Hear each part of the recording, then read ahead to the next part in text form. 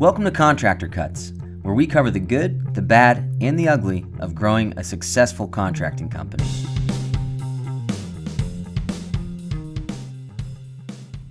Welcome to Contractor Cuts. My name is Clark Turner. I'm Jared Flo. Thank you for joining us again this week. So last week we started this two-part series and we talked about how to grow your company and what we're looking for when we're coaching of how we start looking to expand your company. Right? Expanding your company is a result of a healthy, well laid out company. Right? And so we want to get to a spot, and if you haven't listened to last week's, please go start there. You're going to understand what we're talking about here. We dive deep into our metaphor last week about a grocery store. We use that as a metaphor of your company, of how to, as an example of buying milk. Right. And so you're selling milk as a company, as a grocery store, and what the customer experience is, 100% of their experience is a purchase of milk. They go to the register, they take it home, it tastes good, they're happy. When from the company side, from the grocery store side, from your side of the equation, what their experience and getting that milk is 10%. We have 90% of everything else that has to do from is it clean? How do they enter the store? Are the lights changed when they walk? Do they know how to get to the milk? What dairy farm did I get the milk from? How is the delivery? What's the refrigerator temperature at? All of the stuff that you have to know in running a company so that customer can get just a gallon of milk. And how do we set that up for success? There are a bunch of intentionally chosen strategic steps of the delivery of the product. It's not about the product. It's not about the milk. That's right. Yes, of course, the client wants the milk, but it is about the process of receiving that milk that makes clients happy, makes clients choose you, makes clients tell other people about you. It's less about the quality of the milk. Obviously, you have to have good quality milk, but at the end of the day, it's about the process. So that's what we talked about last week. And once you get that dialed in where you're able to replicate that well, that's where it comes into this week where we're talking about, so how do I expand from there? What does expansion look like? In talking about expanding the company, we're going to go into 4 different ways to expand your company and to grow. But again, this is where people want to start. But in reality, this is where you finish. This is the last step. The expansion is what you do once you have a viable product that's duplicatable without you. That's right. A viable product that's duplicatable without your brain involved, right? You're going to be a manager. You're going to be checking in. You're going to be assessing and tweaking your systems and processes, but you aren't the system and process anymore. That's when we want to expand, and that's where we want to coach you and get you to when you're partnering with ProStruct, that we want to help you lay that out from an outsider's perspective. What needs to change? What is dependent on you? How do we remove that? How do we set up goals and accountability for your employees? How do we set all this up to where it is successful for you? That's right. Once we have all that done, the final last step is expansion. And so everyone wants to start here. So again, if you didn't listen to last week's, please go back and listen to last week's, because we talked about the first 3 steps, which is really getting your product delivery in a process. How do we implement people into that process and train them on it? How do we grow and ensure that every single time the product is delivered the same way, where we're making money every time and giving a great customer experience, so we're building our reputation. That being said, well, and the reason for that is, for expansion, you have to avert your attention to this expansion venture, whatever it is, whichever stage or type of expansion you're doing. You, as the owner, the entrepreneur, the runner of the company, you have to avert some of your attention. And if your company still needs 100% of your decisions to be able to operate, that's a problem. One of the things that you've said in the past is that if you are constantly doing reactionary decisions for your business, you're not ready to avert your attention, because your company needs you in the moment to make decisions. But if you've made it to a place where your job, you spend the majority of your time in proactive decisions, assessing, making decisions, accountability, that type of stuff. then that's a place where you're like, okay, I could actually avert energy in a different direction, and it's not going to harm the current thing that's paying our bills, that's paying my paycheck, right? Yeah. Well, when we talk about expansion, we're going to go through the 4 different ways to expand. When I'm looking at doing one of these 4, the first question I want to ask is, can your company continue at the pace that they're at now and cut your time in half? Can you go and work 20 hours a week at your current company and it doesn't affect the bottom line? Now, you might be doing sales and you might be growing 10% month over month in your company, and then you're going to stop that growth because you're losing the extra sales and the extra time that you're spending on growing it. But you're going to be able to still give it 20 hours a week to keep things going, to manage people, that sort of thing. What happens to your company then? Right. And most people say, well, I can't cut down to 20 hours. I mean, I can get 5 hours a week, maybe to start expanding and doing this other stuff, but I'm still got to run these jobs. I still got to pay these bills. I still got to deal with the credit lines. I still got to deal with the new hires.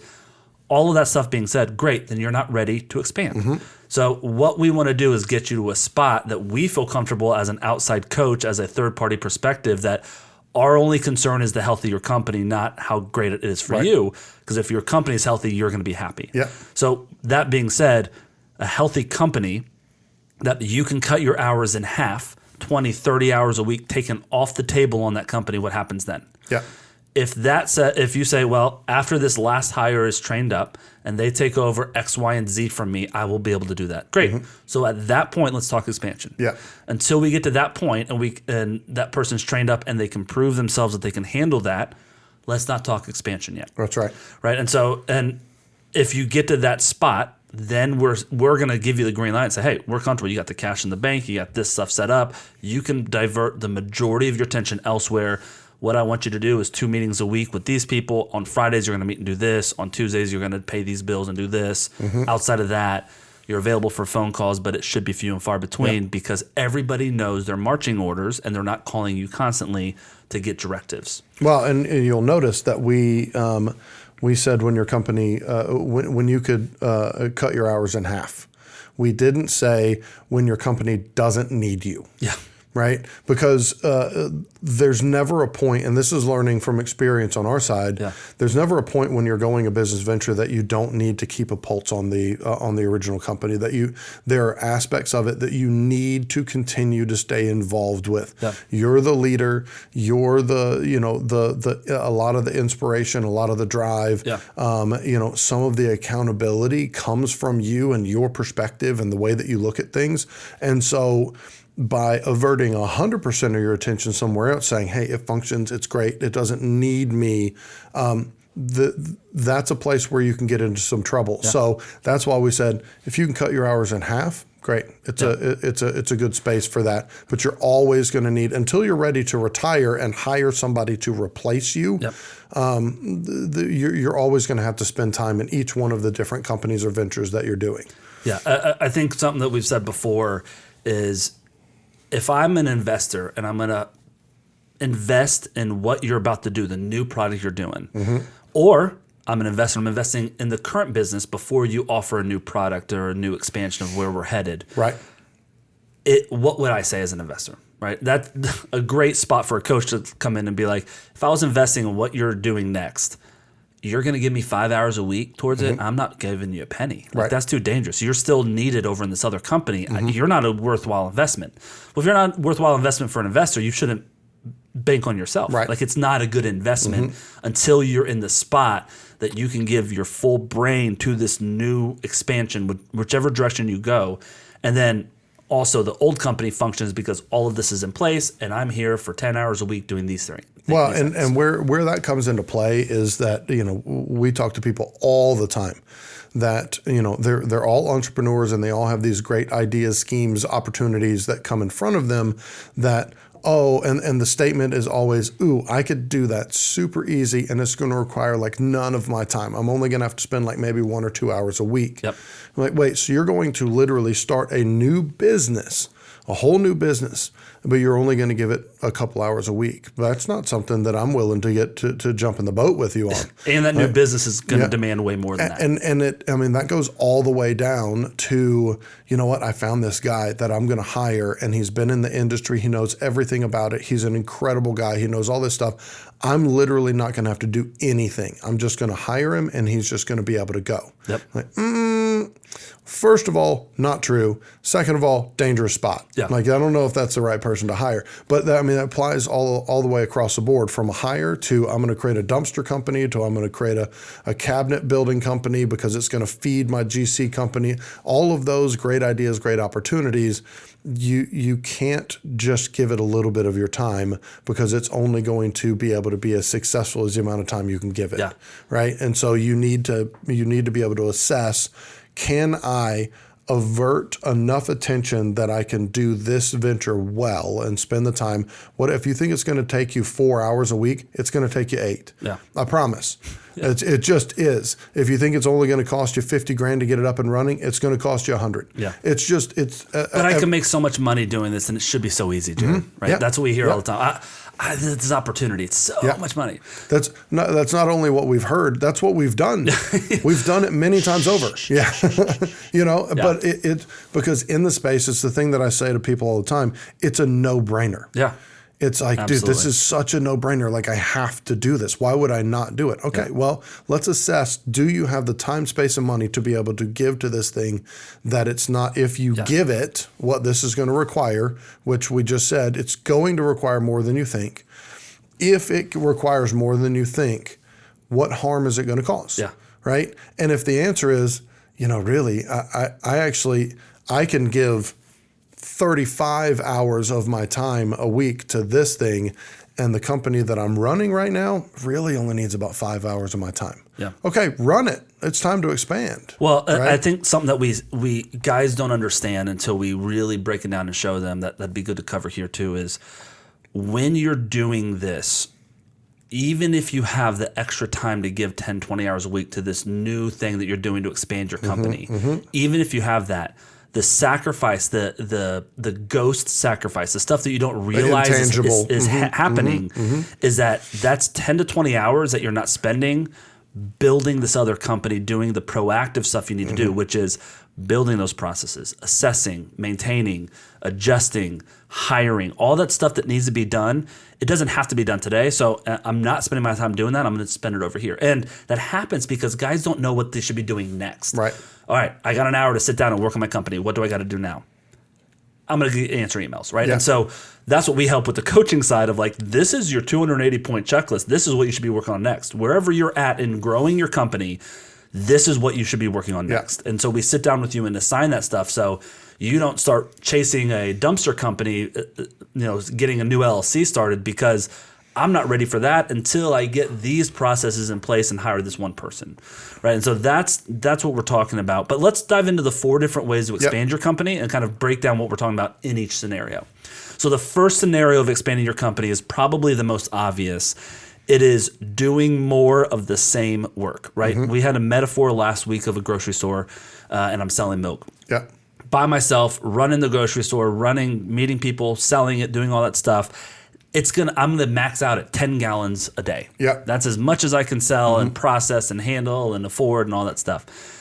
If I want to expand beyond that, I'm working 60-hour weeks and I'm only selling 10 gallons a day, but I'm busy. The next is to be able to duplicate myself and sell 20 gallons a day. Yeah. Really, it's going to be 15 because no one's going to work as hard as you as the owner. Correct. But I'm going to go from 10 to 15 gallons. I'm expanding what I'm doing, and what my current offerings are, just offering more of it and being able to duplicate myself internally of what I'm currently doing. And the goal of that, based on what we said last week, is that the additional 5 to 10 gallons that you're selling a day because you've got this additional person, the client is experiencing the purchase of that gallon as if you were the one selling it to them. Yep.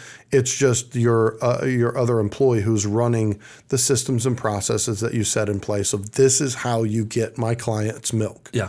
Right? And so the goal is, and that's duplication, that's replication of the experience is, no matter who's selling it to them, your client is essentially experiencing you in the way that you would have delivered the milk. It's just your employee that's delivering it to them. Yeah. Well, and saying I'm number 1 of 4 of expanding your company is creating the ability to sell more of the same product.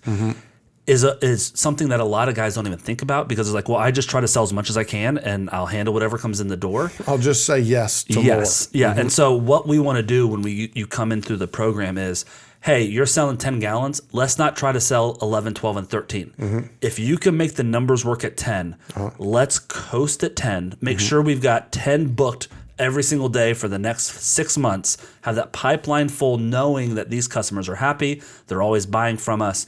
I'm going to expand I'm going to make sure that what I'm doing before I expand is my ceiling is that I'm doing now. We're going to continue doing that. And in my spare time, instead of trying to sell more of the same product, I'm going to start building the foundation with that time. Well, and what we see a lot is that exact thing with our coaching clients. They come in and let's keep selling the 10 gallons of milk, but to do that, you're working 60, 70 hours a week. Can we do that same amount of quantity, but get you down to 40 or 50 by creating efficiencies in the way that you're doing it? And by nature of creating efficiencies, my profit margins are going to go up. But also, can I look at that? Can I source the milk better? Can I get them in a different way where my shipping charges are less? And all of a sudden, like I'm gaining more time back in my day, my week, where I'm not working 60, 70, I'm working 40, 50. I'm still selling the same amount of product. I've got more time back in my day, but I'm also making more profits. Because again, I don't care if you're selling 10 a day or 1,000 a day. If you're not making profit on 1,000, what are you doing? Yeah. Right? So if we can increase the amount of profit and give you more time, that's giving you financial space to be able to grow. And that's giving you the time that you need to write down your processes and your systems to be able to do that. So that's kind of where the coaching program that we see, especially in the first year, there's a lot of advancement, not necessarily in revenue, but in efficiency and profit. Yep. So with that being said, number 1, I'm expanding my current product that I'm selling, my current thing. If I'm a kitchen and bath contractor, I'm going from doing 5 a month to 10 a month, right? Because I hired another guy. We're expanding our current offerings, and that's really where a lot of guys live. I just want to keep growing what I'm doing in my market and saturate the market, and that's it's very hard to saturate a full market, right? Outside of living in a small city, out in a rural area. Most cities that you're in, you can saturate forever. You're not going to get to saturation. You can keep expanding in your footprint and taking on more and just owning that area, because everyone goes to you. This is the HVAC company I use. I only use these guys, and the whole neighborhood now only uses you. And so we're saturating the market, expanding our company by doing more of the same thing. Number 2, the second thing that you're doing is adding a new division. So what does adding a new division mean? And it's the same product, different process. That's where we decide different divisions, right? So for our general contracting company, our product was renovations. We were project managing renovations. We were start to finish, handling crews, running the whole thing. In essentially a single family home, residential, repairs and upgrades in any form or fashion that's needed on those properties. And so we could, we were working with homeowners all the time. We started getting in with some investors, and then all of a sudden we started working for fix and flips, some REITs that were buying and holding houses and putting renters in them. And so we said, hey, this is the same product, but it needs a new process, right? A process of delivering a renovation to a homeowner, there's a lot more hand-holding. There's a lot more customization, a lot of selections and finishes that we're picking out. There's budgeting for that. There's more educational stuff that we need to do for the customer or homeowner to understand how the renovation works and what they need to be making decisions on. On the other side, when I'm working with a REIT, which is a real estate investment trust, the large billion-dollar companies that buy 10,000 houses in a city, renovates them, put renters in. We were working for those companies. Same product. We're still renovating that house, but they don't need the hand-holding. They have a booklet of this is the selections that you got to do. So now, instead of going to you asking you for selection, my process is going and referring to this book to get my pricing for the product. Well, and a big company like that is not going to bend to the way that I want them to function to work with my business, right? It needs to be the other way around, right? And so in that spot, it was, okay, the clarity and the reason for the different divisions is that I'm going to hire people inside of those divisions to run that specific type of business, right? We're still doing renovations, but the process is different. And what we found is, and we've tried to have project managers that were kind of cross-trained between the two. And they could pop between a high-end home renovation and then back to a $9,000 quick flip on a move-out rental, right? The problem is that things get lost in translation. Your tools, your crews that are used to doing high-end renovations come over and they try and do the other ones. It doesn't work, right? And so we're going to be hiring people that are going to become specialized in, this is the process and the way that I run down to be able to work with these REITs and these big fix and flips in this division. And then the other side, the homeowners, those guys are trained in that, right? And different level of crews. I'm not using a master carpenter on a fix and flip that's going to rent for $800 a month, right? I'm using my basic handyman that's going to throw some trim in. It's understanding it's the same product. It's a different process of how we intake crews. We're still doing floors. We're still doing paint. We're still doing electrical, plumbing, cabinets, and all that, cabinets. We're still doing all of the same things. It's just there's a different process of the delivery. Now, a great example too in other industries, if you're a tradesman, if you sell a product, if you sell doors, if you sell HVAC, right? For those, the two different divisions are homeowner, business to customer, B2C, or B2B. I'm selling to contractors, right? As an HVAC company, when I was running that, I had two different processes. One process was how we intake and run with homeowners, and one process is how we sell, intake, and run with contractors. Now, when I'm dealing with a general contractor as an HVAC tech or a HVAC company, I am really setting up payments totally differently. They might be a 15 to 30, maybe 45-day net pay. I'm not quite, everyone's different. On the homeowner, I need to get paid up front for the materials and on the day of install for install. So those are two major different process changes right there. Not to mention how we estimate, we have set pricing. I need more profit in a homeowner job because there's a lot more hand-holding, the don't let the cat out, all that stuff that happens at the property versus I can blow and go at a GC's vacant property, and I can work till midnight if I needed to get it done, as opposed to making it a 2-day job. So there's a lot of different things in the process of the customer that I'm serving. Same product. I'm still putting a 2-ton HVAC unit onto that property. Yeah. Well, and if you go back to the podcast that we did before this one of the things I think it was step 2 that we talked about, figuring out what your process is. And then second step was making it consistent, having consistent delivery of that process.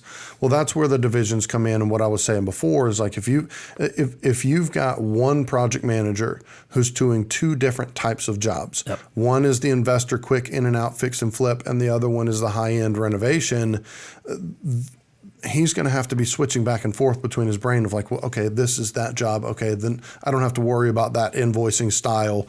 And with this one, and it just, you're going to end up with inconsistencies in the way that your jobs are being, the product is being delivered. And so the goal of divisional separation is that I have people in one side of the division that are experts in this delivery method, and the other division is the same. A great example is our company when you started with us, right? So I was a GC. I was running jobs for homeowners, some investors, but it was all large scale stuff for kitchens, baths, basements, that sort of thing. We started getting these REITs that were, the $5,000, $10,000 fix and flips that need to get done in a week. And I got loaded down. I think I got like 30 the first month of properties to flip. And so that I brought you on. And I was like, this is the division you're owning, and let me train you up on that. And you didn't, for the first 3 or 4 years, you had no clue how to do a homeowner renovation because you were solely trained on the turns division. That's right. And you were head of turns in charge of that division. I, as the founder of the company originally, I was then the other job. We were both in charge of our divisions, but then I had to put on my other hat and be your boss Right. and talk to you about your division. And then it got to a spot to where you didn't need that. And so there was this, hey, this guy's up and running. He knows what he's doing. He's learning. He can take over more and more. You know, the deeper you grew into the construction world, the less I had to do that for you, which is what ideally you're looking for in your hires, right? And so, but that being said, You're saying I was the ideal hire? Is that what it was? I think. no, I never said that. Do not quote me on that. But when you came in, you had your own project managers that you hire that were just running those jobs. And I had my own jobs that I was project managing, and I eventually hired my own project manager on my side. Right. So we had two different divisions. I was over both, but running one and you're running the other one. Yeah. And that's how we started building it that way, because I didn't want us both to be doing both. Right. Because then what crews are doing what, who's doing what, and the information's in both of our heads. Well, and again, the ultimate goal is that we are able to have consistency of the delivery of the product. Yeah. Right. And if you're not, if you blur the lines, it becomes hard to create consistency. Yep. It's just very, very difficult. But if I'm trained, I know the 10 steps like the back of my hand to execute the delivery of this product for this type of business, this type of renovation or whatever it is. I'm good to go. And I can do that over wash, rinse, repeat, job after job after job. So that's kind of the in our experience, divisional separation is associated to process variance. Yeah. Right? This type of job is going to have a different type of process than my normal process that I created for my homeowners or whatever it is. Yep. Right? So that's when that's that style of expansion. Yep. So, and all four of these we've done, which is great. We've got the experience in all of them. But the third one that we're going to talk about next is adding a new product. Yeah. Right. And again, this is one that we mentioned earlier about the investor wanting to invest in a new business. This is one where you get caught with that. So, expansion, number one is doing more of the same thing in your current footprint. Yep. Number two is adding a secondary division. We have two different clienteles that we're serving with the same product, two different processes. Number three is adding a new product. So if I'm adding a new product, for us, it was when we started our HVAC company. Yep. Because we were doing $50,000 to $60,000 a month in subbing out HVAC work. And we're like, if we just alone serviced ourselves, It's a no-brainer. No brainer. That's 60 grand. We're going to make 40%, 50, 60% profit on this. That's $25,000 a month at profit that we could be making by starting this. Yeah. No brainer. Let's do it. Now, I don't think we did it wrong. I learned a lot in starting that. But what was really good was going back to kind of, open book about how we built things. You were in overturns. I was over general renovations. And I had a project manager, James, that was running as a PM under me. I moved him into head of renovations, and he hired someone to replace him. So him and this other guy were running jobs together on that side. And I stepped out, and as we talked about earlier and last week, could I split my time? I started working 20 hours a week, only managing you, checking in, and managing James. Yeah. I wasn't on jobs anymore. I stepped out of jobs totally. I wasn't on job sites. Most customers didn't know me. Right. I was meeting with you. How's this working? What do we need to fix? Who do we need to fire? Who do we need to hire? What about this issue? What about these customers? And I go to James, same conversation there. Right. Any other adjustments we need, I'm going to sign checks on Tuesdays. Outside of that, I'm dealing with HVAC. We were all in agreement. Everyone knew their jobs and knew what they could expect from me, and more importantly, what they shouldn't expect out of me. Yep. Right? There was a spot where previously Jared would have brought it to me, and we had to have that conversation of, bro, make those Figure it decisions. out. You've been here long enough. You're smart enough. You know what to do. I trust you making that decision. And then we'd meet about it. And you'd be like, hey, we did this. I fired that guy. Great. Let's talk about why. Yeah. That was a great, smart move.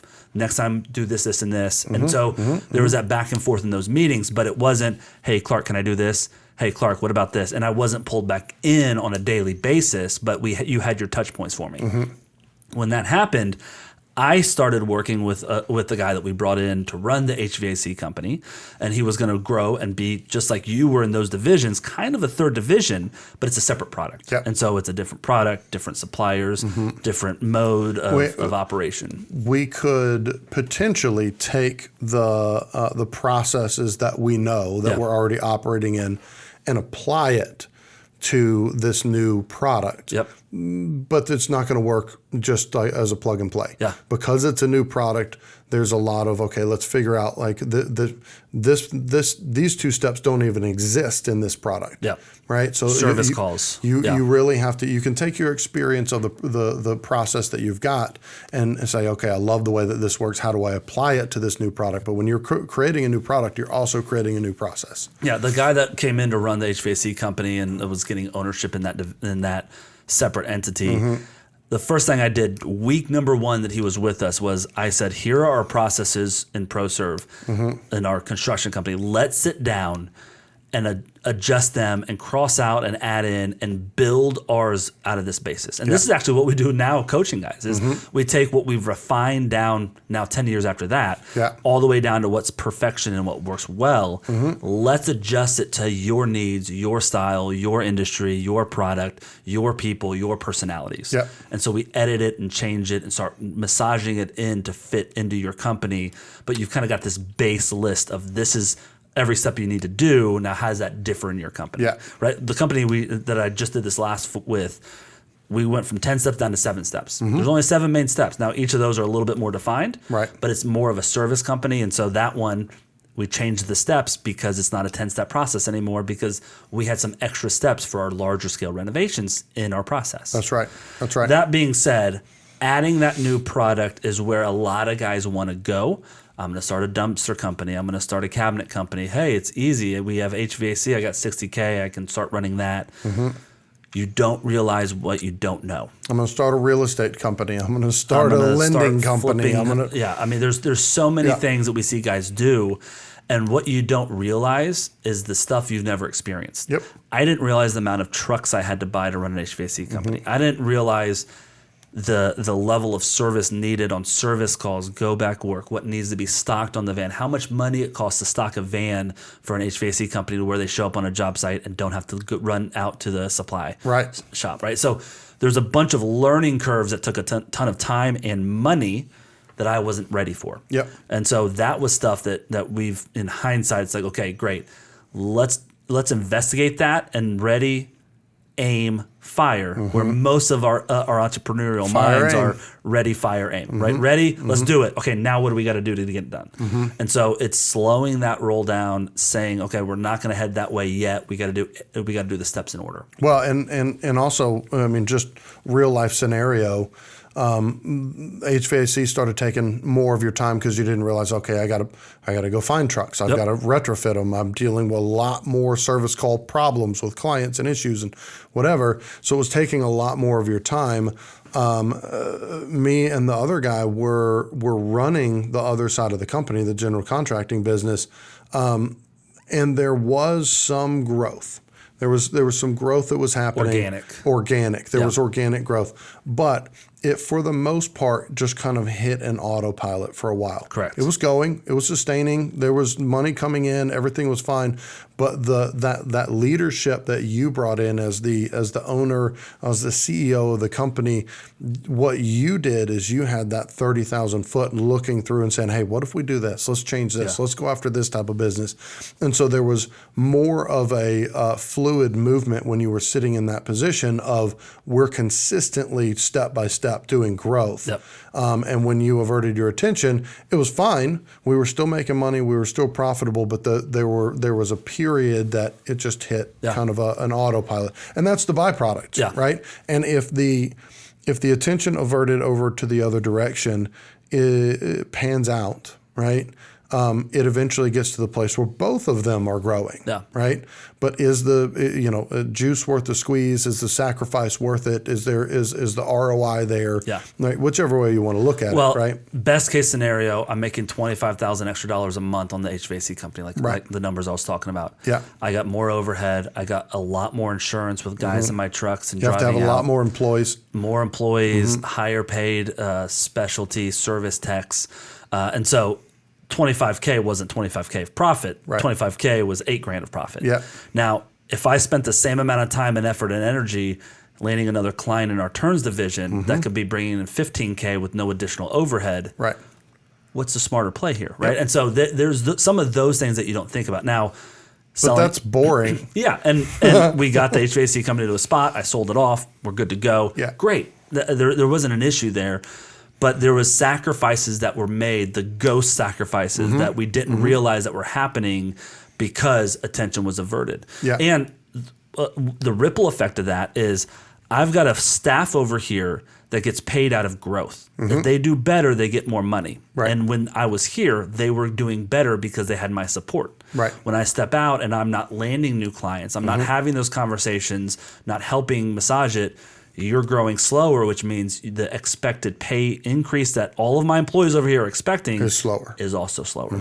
And so that was some of the ripple effect we didn't think through of this is what's going to happen. Yep. Again, we're getting real caught in the weeds, but it's all good stuff in terms of you need to think through all of the ripple effect before making any of these decisions. There's nothing wrong. Like, we want expansion. We want growth. Yeah. But learn from our experience. Learn from these stories. So the fourth number way, 4. the fourth way to expand is new location. Now that doesn't mean I'm going to a new state. That could be I service north side of Atlanta, and we're going to start servicing the south side. I'm going to hire a project manager on the south side. I'm going to make relations there. Whatever it is, I'm going beyond my current footprint. I've still been waiting for ProServe Hawaii. But, Yeah, I mean, seriously, if you are in Hawaii and want coaching and want to bring us out to your location, we will give you a really good deal. That's right. That's right. What we've done with our construction company, we've expanded to 2 different states. We've gone to Austin, Texas, and throughout really eastern Tennessee. We're located in Nashville, but we service a lot of areas there. But that being said, those expansions happen different ways. Every single time it's a different way. There's not a rhyme or reason. Those are more, not even reactive, but those are more planned, proactively planned, waiting for the right opportunity and the right person and the right teammate. So again, those are a different animal if you're expanding beyond your state, beyond your city. It feels really good to say we're in 3 states. Yeah. If I could have just kept it in one city and expanded to that same level, it probably would have been cheaper and easier. Oh, yeah. But again, there's pros and cons because now we can grow to the level in different cities. Again, and it's a different longer markets. term play. Yeah, it is. Yeah. And so all that being said, there is a right and wrong way to do it. We're not going to cover it today, but that is kind of the fourth and final is we've got a great product. Maybe we're offering 3 products now, and we're going to expand 1 product to a new city, new location. This is how we're going to do it. You can transplant someone there. I like to team up with someone who's already in the city. Again, how do you find the right teammates? How do you go through all that? We've done that. We've been there. But that is the last way to expand. And we've put this in order as to the best to hardest. Sure. Yeah. Because expanding your current offerings in your current location to more people is the first step, is the easiest. Yeah. Adding on a new division, a new, servicing a new clientele to own a niche in your area, that's great. Yeah. The third one being I'm adding a new product. That's hard. That's harder, right? It's a product that I've never done before. Maybe I got out of college and worked at a dumpster company for a couple of years. Now I'm in construction, so I have some knowledge. So I'm going to open that up. Right. Not a problem. Let's plan out and make sure you have that. And the fourth one, expand a new city. It is we're killing it in our current city. We've got some demand. We've got some opportunity in a different city. Let's go ahead and follow that, but set it up in a right way to where all of our eggs aren't in this one basket of a new client or a new demand that we found. And so, really, those are the 4 ways to expand your company. And looking at those as you were talking about them, the way that it kind of makes sense to me. If I'm adding the ability to sell more products by hiring somebody, there's a financial investment, but the return on that is pretty quick. Yeah. Right, you pretty quickly you can get a return back on that investment, and the further you go down the list, there's more money involved, and the time frame of return of investment is longer. Yeah. You think about taking what you've done. I'm going to start a GC business in a different state. Well, most general contracting businesses are not successful, like profit-wise, 2 to 3, 4, 5 years. Yeah. And most of the time, 3 to 5 years, general contracting businesses go out of business. Yeah. Right. So the reality is that you might not see ROI for 24, 36 months on a overstate investment. Yeah. I mean, we're barely seeing it yet in our expanded cities, right? I mean, it's break even. Let's make some. We've got one city that's performing well, another one that's about to. We got a good pipeline, but it's been a lot of blood, sweat, and tears to get to this spot. But 8 to 10 years, when you've got 3 locations that can do multi-million, it's a whole different space. Yep. But the return on the ROI is longer. Well, and the reason that number 3 and number 4, right, a new product and a new location are on the bottom of our list of ways to expand, because both those often can't share the same overhead. Correct. Right. And so it's multiple overheads for the same thing. So a great example, if I'm doing, $1,000 in Atlanta and an expansion to Nashville, I can do $1,000 there. I've got to double my expenses on office management, on insurance, right? It's a different state with a different insurance. I got different licensing.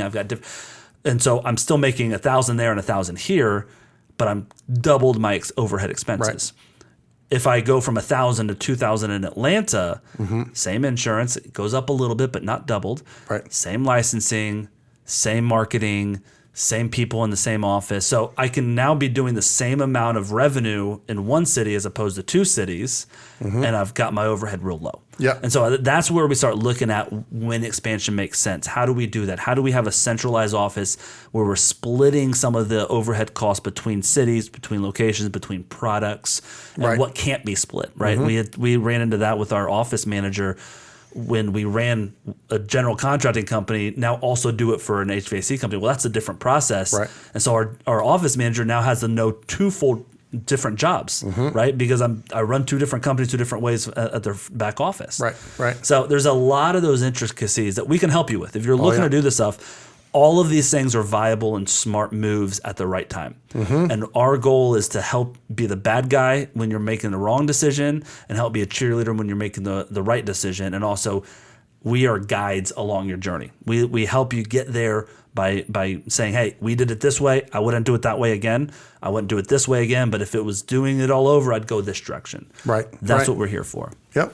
So if you are looking to expand your company, if you are looking to even set up a baseline before even thinking about expansion, or you don't even want to expand, you just want to really utilize what you've got and get super efficient with your time, energy, and money, give us a call. Yeah. We talk for free with guys. We'll do a consult for free.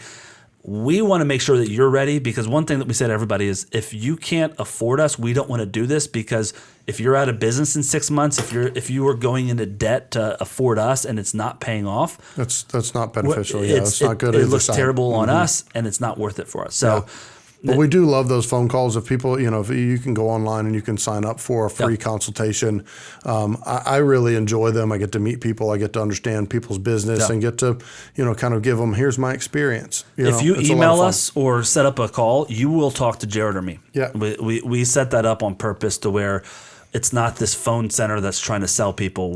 We want to assess you. We want to talk with you. If we're a good fit for you, we'll have that conversation. If we're not, we've had that within the past 2 weeks of, this ain't going to work. We're not the guys for you.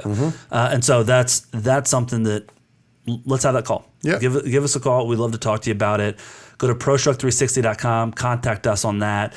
Shoot us an email with your phone number, with your email address. Let us know what you're looking for. If you want to just have a question, let us know. We'd love to hop on a call with you. All right. Thanks so much. We'll talk to you next week. See ya. Bye.